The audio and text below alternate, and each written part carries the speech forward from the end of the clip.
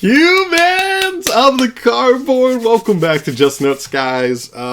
We've got big reveals here. We've got the artwork, the official first artworks, as well as a quick little sentence of description for the 3 new deck build packs coming. This one is, what is this one called? This one is, Wild Survivors.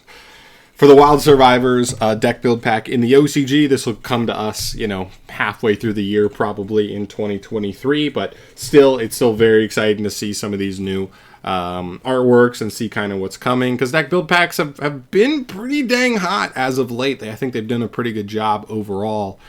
So let's get into it. We're going to start bottom to top because I think the top one's the most exciting to me. Number 1 here, we have Nouvelles. This is a ritual summoning theme that treats the opponent to different cuisine. So another ritual summoning archetype. I'm here for it. I've never been the biggest fan of ritual archetypes, but I can't deny that Konami's done a pretty good job at helping them be able to compete in modern day Yu-Gi-Oh! We've seen Drytron in the last couple of years, Libromancer, Mikanko is about to come out in the most recent deck build pack, Amazing Defenders here in the TCG in a couple of weeks.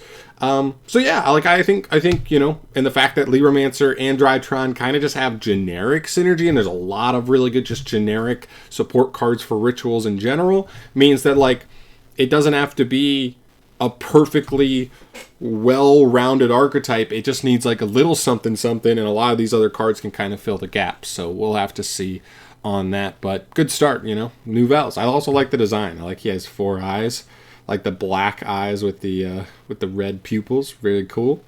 All right, cool. Moving on there. This one's probably going to be one of the fan favorites as well, I would get, more so. Nouvelles to me seems like the odd one out so far, but that's because I've seen them. We'll see the last one in a sec. But this is VS or Vanquish Soul. These are fighters that release their special attacks using the power of attributes.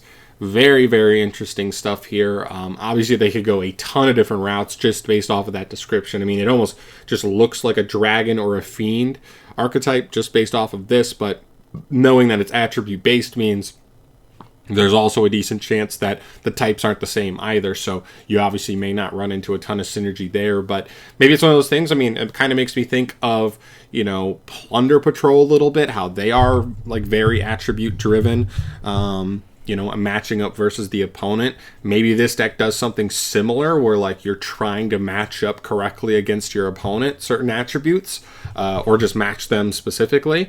That could definitely be something, and maybe they have certain effects. We know there are certain cards that you guys know a lot of the are the Gen X allies where they beat certain attributes. I think they beat mostly lights, but just cool stuff like that, or darks maybe. I can't even remember. Those cards are so outdated, but I don't know. Really cool here. I like the artwork so far. I'm very curious to see where they go with this one. Definitely seems like one of those mechanics where maybe they could make it kind of based on having to match your opponent, but maybe they don't execute it well and the deck doesn't have good access to everything. We'll just have to see, but very cool. And the final one to me, the one that already out the gate is the standout to me, is this one. This is Transcendence, which is large-scale dinosaurs that appear on the field using different kinds of summoning methods. Sick. So first and foremost, this artwork already looks amazing. He looks awesome. He fits right in with so many of the already existing awesome dinosaur cards. But listen, I think the biggest reason we should all look at this one with bated breath more than the other 2 in particular is, Fossil Dig. We already have a Rhoda that's not once per turn and searches any level 6 or lower dinosaur. I would assume we'd get some more search targets here. Secondly, Oviraptor. He can add and or send any dinosaur monster in the game from deck to grave or to hand. And then there's other stuff, obviously Miscellaneous Saurus. If we get a really good level 1 dinosaur in this archetype, obviously, whenever we get an actual good level 1 dino, Miscellaneous Saurus just gets better and better and more utility there. A ton of stuff. there's just so much, right? Like the babies summon out dinosaurs straight from the deck. There's always going to be synergies there. There's a ton.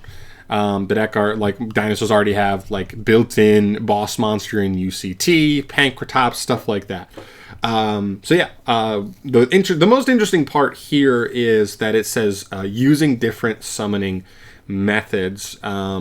So does that mean this is going to be one of those archetypes where like they have Exceed monsters, they have Synchro monsters, they have Link monsters, or is it more like you can kind of cheat out certain monsters, but it's in a weird way and it locks you? Sometimes Konami's not super obviously straightforward with that, but I don't know. I'm hoping that it mostly just means like, oh, this is maybe a deck that can make rank 4s or make rank 8s, or not rank 8s, rank 4s or level 8 synchros, or maybe Link monsters, stuff like that. If they're too fusion or ritual based, that could end up making it a little bit harder to work with some of the other dinosaur cards in existence, just because like depending on materials and stuff like that, that can get a little wonky. But I don't know. I think just because it's dinosaur based, and we've seen this, Konami has not made many dinosaur cards, let alone good dinosaur cards, in really since that structure deck. I mean, there's been small stuff, like not small stuff, but nice stuff, but not enough stuff to like actually be like, whoa, you know, Overtex Quatless, Animadorned Archosaur, stuff like that. But, and I guess Pancratops in the last, if you're looking like really since the structure deck, but no new archetypes, because to be honest, well, other than like Dinomorphia, but that's more of an archetype that really doesn't mix as well with other stuff. It can technically, but it's not. It's like main purpose. But yeah, I'm very, very curious to see where we get here. I love the deck build packs. You guys know this from me. Very exciting here.